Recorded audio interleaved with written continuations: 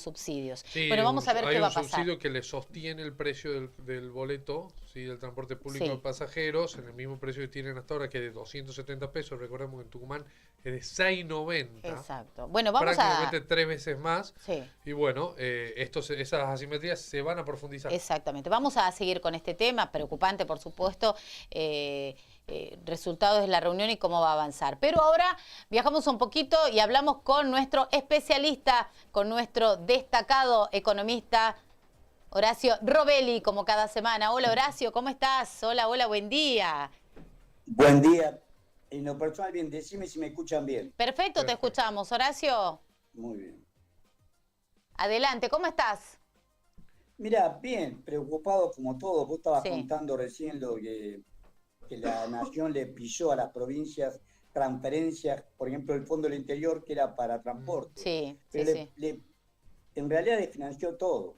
Ya está demostrado hasta junio, es el consolidado que presenta la Secretaría de Hacienda, que la disminución de las transferencias no automáticas, o sea, las automáticas, la coparticipación no puede hacerlo porque está por ley. Eso directamente el recaudo de la FIP deposita en el Banco Nación y el Banco Nación le gira a cada capital de provincia porque tiene una sucursal en cada capital de la provincia para eso.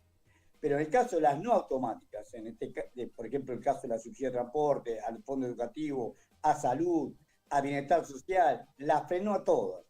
No solamente a Tucumán, sino a todas las provincias y también las obras públicas. O sea, no hay plata, dice, mire, ¿por qué no hay plata? Porque están pagando a los que se están yendo, le están pagando en dólares. Ese fue el acuerdo que hizo Vladimir Werni, que hablamos contigo la semana pasada, que fue el 16 de julio a la ciudad de Nueva York, y se reunió con los bonistas, que son los que trajeron los capitales a principio del gobierno de Milei, compraron títulos públicos en pesos y ahora se quiere ir en dólares. Y él le dijo, bueno, si lo hacemos ordenadamente, el Banco Central va a ir vendiendo en el contado con liqui, y esto es lo que te quiero contar. La jugada que hace Caputo es la misma que hizo Raúl Alfonsín en 1988. Tenían un plan que se llamaba Plan Austral, hicieron un parche que se llamó Plan Primavera, que consistía en el aspecto cambiario en lo que te iba a decir. Alfonsín le compraba a los exportadores, básicamente del campo, y le pagaba 12 australes el dólar. Y a su vez se lo vendía a los importadores un 33% más caro. O sea, se lo vendía a 14 australes con 66 centavos. Por supuesto, ganaba el Banco Central y esterilizaba dinero. Todo perfecto. ¿Qué pasó? El campo dejó de liquidar, porque el campo decía, ¿por qué voy a pagar la fiesta? Una que cuando fue Alfonsín, el 11 de agosto, a la inauguración de la sociedad Sí. rural, lo silbaron, lo abucharon y dejaron de liquidar exportación. ¿Qué va a pasar ahora cuando este hace exactamente lo mismo? Le paga un precio mayorista a los exportadores, básicamente el campo, 960 pesos. 960 pesos y lo vende. ¿Qué es peor? Porque lo vende en el contado con liqui, que era promesa que le hizo Vladimir Werning a los capitales que vinieron, que le iban a vender dólares al contado con liqui a 1.218, 1.220 pesos. También gana diferencia, pero es una que es un dólar de fuga. O sea, los que compran son los bonistas que trajeron pesos y ahora quieren dólares. Y este le prometieron que le van a dar los dólares. Esta sola jugada, en el mes de junio, en el mes que pasó, le costó una pérdida de reservas internacionales al Banco Central de 2.623 millones de dólares. 2.623 millones de dólares le costó esta jugada que está haciendo el gobierno solamente en el mes de julio y pretenden seguir. ¿Qué pasó? Ayer Paolo Roca, que es el CEO del grupo Techin, hace un comunicado a una de las empresas del grupo, que se llama Tenaris, en la que hace caños sin costuras para los oleoductos y gasoductos, diciendo que tienen frenadas las inversiones porque no pueden traer capital de afuera porque el dólar está retrasado. Esto es lo que le dice Paolo Roca a los demás miembros de la sociedad Techin, no solamente se lo dice a los socios de Tenaris, sino a los clientes y a todo el país. No dice, miren, señores, el gobierno ya ha hecho lo que pudo para devolverle la plata a los bonitos. Por hacer esto está atrasando el tipo de cambio y yo no puedo traer dólares como pretendo. Recordad que hay dos leyes que son dos leyes fundamentales que aprobó este gobierno, que es la ley del RIGI, la Sí. ley de llamada base y punto de partida para libertar a los argentinos que tiene adentro el RIGI, que es un enclave fiscal. Recordemos que el RIGI, si hay prioridad para utilizar el agua, no importa si el pueblo de Catamarca está sediento, sacan el agua primero de ellos. No van a liquidar las exportaciones a partir del quinto año, no tienen obligación de liquidar los dólares en el país. No pagan menos impuestos de ganancia y tienen estabilidad fiscal por 30 años. Todo ese enclave fiscal muy semejante a lo que tiene Nigeria o Angola, desgraciadamente, es el RIGI, y a su vez tiene el blanqueo de capitales. O sea que el perdón fiscal, todos los capitales que va a ir en lo que tienen afuera, lo pueden traer si lo dejan depositado hasta el 31 de diciembre del 2025, o sea, este año y lo que resta el otro, no tienen que pagar ningún impuesto, si dejan depositado en el sistema financiero. Y si no, si supera los $100.000, hasta $100.000 no pagan ningún impuesto. Y después los $100.000 van pagando 5, 10, 15% de acuerdo a la escala y de acuerdo al tiempo en que liquiden la operación. Y Techín dice, yo me siento perjudicado porque quiero traer capitales, pero no voy a traer a este tipo de cambio. Ahí está la contradicción principal en la confrontación económica entre Capusco, que quiere cobrar su comisión, porque no lo hace de patriota, quiere cobrar su comisión y la comisión la va a cobrar cuando se vayan en dólares y la ganancia que hicieron en pesos por la suba de los títulos públicos ajustados por inflación se haga en dólares, recién ahí va a cobrar su comisión, que es lo que le interesa, y a su vez los grupos locales y no tan locales, relacionados bien con el capital financiero, pero que quieren hacer inversiones acá, en base al RIGI y en base al blanqueo de capitales, y no pueden hacerlo porque el tipo de cambio para ellos está atrasado. Bien, se entiende que entonces el panorama que nos está planteando Horacio es similar entonces al de finales de los 80, que sabemos cómo terminó. Terminó con una hiperinflación, terminó con saqueo, terminó con un gobierno que no pudo terminar su mandato, valga la redundancia. ¿Es lo que se puede venir para Argentina en los próximos meses? La misma fórmula a veces llevan a los mismos resultados. O en este caso el contexto es otro y por ahí se pueda pasar esta crisis de otra manera. Mirá, lo que pasa es que es más complejo ahora. En ese momento tienes el campo dividido del resto de actividades. Hoy el campo ya no es el campo. Existen estos grandes capitales financieros que están trabajando, operando, comprando títulos públicos, si quieren ir, son los mismos que administran los grandes pools de siembra.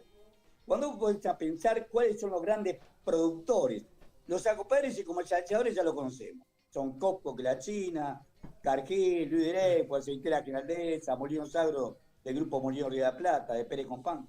Pero ¿cuáles son los grandes productores? Bueno, los grandes productores son, por ejemplo, Adecoagro. Adecoagro administra haciendas y hectáreas por casi la totalidad de la superficie de la provincia de Tucumán. Adecoagro es una empresa, pertenecía a una familia Bosch, que era una familia tradicional de esa oligarquía vacuna que hablaba Sarmiento.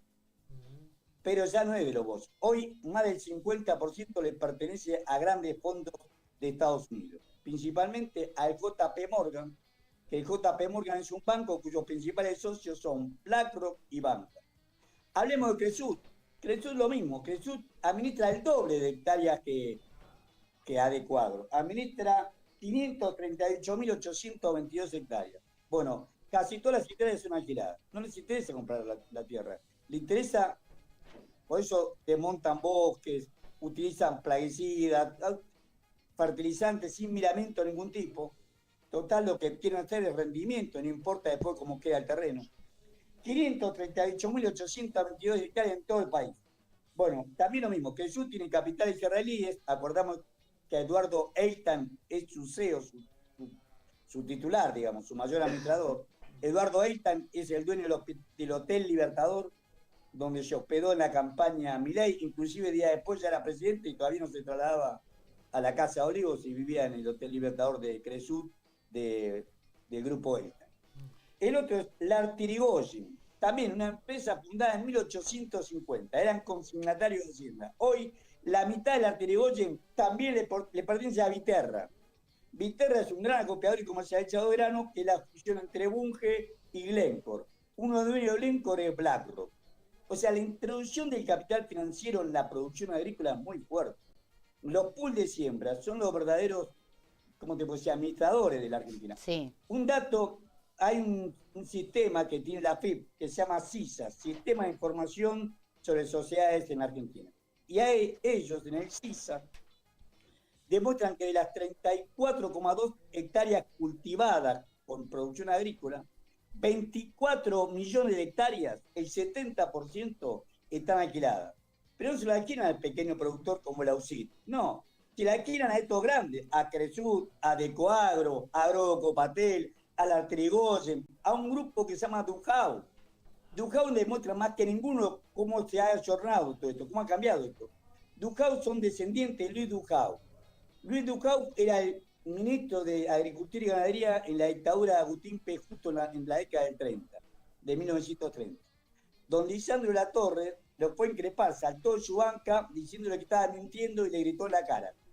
En ese momento le tiraron 3 balazos, pero un senador también de Santa Fe y amigo personal de don Lisandro, que se llamó Enzo Bordavere, Sí. lo cubrió con su cuerpo y le pagaron los balazos ahí y lo mataron a Enzo Bordavere. Sí. Esto fue en el Senado de la Nación en plena década infame. Por lo mismo que estamos hablando ahora. En este caso, el grupo Dujau desciende de ese Luis Dujau y lo mismo, tiene acuerdos con Pule de siembra. Entonces la situación es mucho más compleja. Ya no es solamente los dueños de campo, la vieja oligarquía se ha retirado a vivir de renta. Hoy ellos alquilan sus campos. Estamos diciendo que las tierras que se cultiva, porque 42 millones de hectáreas están en explotación agropecuarias, mineras, etcétera, etcétera, pero de las que se cultiva con grano, con cereales y oleaginosas, son 34,2 millones de hectáreas, Sí. 24 millones se alquilan a estas grandes capitales llamados pools de siembra. Horacio, si nos venimos un poco a la realidad de nuestra gente, al hecho de la lucha de llegar a fin de mes, más allá de todo esto que repercute, por supuesto, en la economía de cada familia, bueno, se viene aumento en todo, ¿no? ¿Cuáles son las proyecciones para la inflación ahora, que se va a conocer dentro de unos días? El gobierno dice que en julio fue menor del 5%. Sí. En agosto no lo sabe. El gobierno dice que en julio va a ser menos del 5% mensual. Eso Sí. dice el gobierno, la estimación que tiene. Ellos tienen, acordate que Sí. el INDEC está el hijo de Labaña, que no me acuerdo, no, Marco Labaña. Marco Sí. Labaña, y ellos le da datos. O sea que no están, debe ser, por lo menos lo que aparece públicamente va a estar cerca del 5% mensual. En agosto no sabemos, aumentaron de entrada de agosto, aumentaron el combustible, la Claro. tarifa, están sacando el subsidio al gas y a la electricidad. En agosto va a ser más, pero Sí. lo que estamos diciendo con lo que estamos contando es que no sabemos si Caputo va a seguir en agosto. Techín, una cosa que lo diga yo, que la hablamos nosotros, que tratamos de decir la verdad, pero no tenemos fuerza para cambiar la realidad. En este caso, Pablo Roca es el club del petróleo. Acá hay una contradicción muy fuerte entre la producción agrícola, los bonistas, están interrelacionados, pero uno tiene prioridad. Por ejemplo, Ernequian está en el otro lado. Ernequian tiene la Compañía General de Combustible, que es la que explota nuestro petróleo en Palermo, que en el sur de Santa Cruz, la Compañía General de Combustible del grupo Ernequian, y Ernequian a su vez es un gran productor agropecuario. Claro. Y a su vez Ernequian tiene títulos en pesos argentinos, o sea, pueden diversificar esto, pero tienen una prioridad. En el caso de Techín, la prioridad la tiene en el Club del Petróleo. A ellos les interesa de sobremanera sacar petróleo y gas de la Argentina y venderlo afuera. Entonces, ahí hay una contradicción, y si triunfa el grupo de Techín, va a ser lo que decía Gaby recién. Vamos a ir camino acelerado a una hiperinflación producida por una hiperdevaluación. Ellos no se van a contentar con devaluar un 10 o un 12%. Van a devaluar fuertemente. Entonces, si devalúan fuertemente, eso en economía se llama par y paso. O sea, rápidamente pasa a los precios. Entonces, esto va a pasar y vamos a tener un proceso inflacionario ya en este mes de agosto. Sí. Se están definiendo, en este mes de agosto se está definiendo si va a seguir el grupo Caputo. Recordemos que vendió 2.623 millones de dólares de las reservas internacionales, ha prendado el oro, ahora quiere mandar más oro a Inglaterra. Recordemos también, como dijimos la vez pasada, que Buford Capital es un estudio jurídico inglés, que es el que está haciendo un juicio contra la Argentina por YPF, y poder embargar, y va a embargar en su país, donde la justicia es influenciable por este estudio, como toda la justicia de todos los países. O sea que no es fácil la situación de Caputo. Está agarrado a un pincel y se le sacaron la escalera. O sea que no sé cuánto tiempo más va a durar. Si eso fuera poco, Mauricio Claver Carbone, que fue presidente del BID y que ahora es asesor del grupo de Trump, de los asesores económicos de Trump, negó que Trump le va a dar algún tipo de apoyo en enero. Si gana Trump, y si gana Trump, negó que tenga compromiso de darle algún tipo de apoyo a Milei. Que ellos también lo que le pida plata, no están dispuestos a hacer que se pierda la plata acá. Esto dice uno de los principales sectores en economía de Trump ahora, que se llama Mauricio Claver Carone.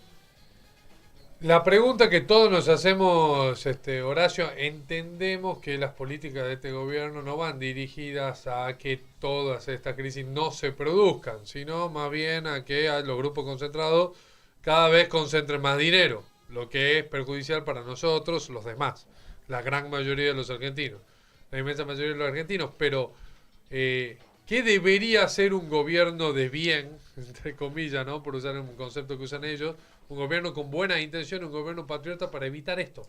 Si hoy le tocara asumir a otro gobierno que quisiera evitar esto, ¿qué debería hacer? Lo que hizo Néstor Kirchner. Empezó una situación muy similar. Recordemos que vino después la crisis del 2001, 2002. Él asume el 25 de mayo del 2003. La tasa de desocupación era un 22%. En esa época el INDEC tomaba la tasa de desocupación en mayo y noviembre. Cuando asumió él en mayo del año 2003, la tasa de desocupación era 22% y él ganó con 22% de los votos porque fue presidente, porque Menem no se presentó a la segunda vuelta, al balotaje. ¿Qué hizo? Primeramente, dio aumentos salariales por decreto, dio aumentos jubilatorios por decreto. Hizo un plan para incorporar, en la época de Menem, los desocupados que estaban jubilados, no cobraban porque tenían los años de aporte, etcétera, etcétera. 10 años tuvo Menem. Entonces le dio moratoria que pagaran con su propia jubilación a los propios jubilados. Congeló todas las tarifas, habían ganado fortuna con el 1 a 1 de comunicación, de combustibles, de gas, de lo que quiera, congeló todas las tarifas. Y le dio créditos a las pequeñas y medianas empresas al 9% anual. Como los bancos le cobraban más, esa diferencia la pagaba el gobierno nacional. Todo eso lo hizo Néstor Kirchner y crecimos a tasa china, porque la gallina de los huevos de oro en Argentina es un mercado interno. Volvemos a lo mismo. ¿Por qué no pinto el departamento? Y porque no tengo plata como docente y no me alcanza plata para comprar la pintura. Y así que me pasa a mí, les pasa a todos. Claro. Entonces, si yo tengo la plata, voy a comprar la pintura. El que fabrica la pintura va a vender más, va a contratar más trabajadores. Los que pintan también van a tener trabajo. Y así se reproduce toda la economía argentina. Es lo que no quieren. Claro. Lo que decís vos, Gaby. El modelo extractivista que están haciendo es, o nos dedican a sacar petróleo, gas, litio, oro y exportarlo sin importarle el mercado interno, y para eso necesitan que consumamos menos energía, menos alimentos, menos todo, para exportar más. Este es el modelo perverso que estamos teniendo con Milei y que gran parte de la población ignorante, gran parte de la población en su ignorancia lo votó creyendo que iba a ser la solución. Además de eso, Horacio, lo último, y ya te dejamos, es que más allá de las decisiones y la vocación política que debería tener o que tuvo en su momento Néstor Kirchner, que debería tener quien gobierna el país, también hay que negociar con estos peces gordos, porque no es que te dejan así nomás también. O sea, me refiero, uno se sienta en el sillón de Rivadavia y hay un montón de gente dispuesta a no permitirte tomar este tipo de políticas más populares. Eso también es real. Seguro, y eso le pasó a Néstor. Néstor lo fue a ver a Escribano, que no solamente era un dueño de la nación, sino que era un hombre de la embajada norteamericana, y le fue a decir las condiciones que tiene que hacer. Y Néstor lo miró y le dijo, bueno, miren, este es mi gobierno, a mí me le quieren pasar como yo, no voy a hacer lo que quieren ustedes. O sea, si vos tenés un presidente digno, como hemos tenido, que responde al pueblo argentino y piensa en el pueblo argentino, en su presente y en su futuro, tenemos todos los recursos. ¿Por qué lo vamos a vilipendiar? ¿Por qué se lo vamos a regalar a estos truanes, a estos parásitos que están detrás de los Milei, de los Caputos, que hacen lo único que interesa es tratar ganancias? No, tenemos que tener un gobierno patriota, con un gobierno patriota y con los recursos naturales que tenemos, como dijo Néstor Kirchner en su discurso cuando asumió la presidencia de la República, que se levante una gran nación, la nuestra. Mi querido Horacio Robelli, te mandamos un abrazo grande. Gracias por este contacto que tenés cada semana con nosotros. Al contrario, muchas gracias a ustedes. Tenemos que confiar en nosotros mismos. Confiar, crecer en base a nosotros mismos. ¿Cómo puede ser que un país que tiene la cantidad y la calidad de los recursos naturales que tenemos, no podemos darle alimento digno y trabajo digno a nuestra población? Es terriblemente injusto. Es un modelo extractivista el que está fomentando el Club de Petróleo con Techín a la cabeza. Y es un modelo especulativo y financiero el que propone Caput. ¿Y el pueblo cuándo? ¿Cuándo vamos a tener un propio gobierno? Lo hemos tenido. Perón, Ilía, Kirchner. A eso tenemos que volver. Kirchner, Néstor. A eso tenemos que volver. Un abrazo, buen fin de semana, mi querido Horacio. Muchísimas gracias. Abrazo, Horacio. Hasta luego. Nuestro querido Horacio Robelli, uno de los más destacados economistas del país, tucumano él, que cada semana se da un tiempito para charlar con nosotros y analizar la actualidad económica que vivimos en nuestro país, complicada, por cierto. Por supuesto, lamentablemente. Esperemos que en algún momento la situación y el panorama mejor. Tiende a remontar. 10:55, somos la Tucumana de mañana, momento de la música, ya regresamos.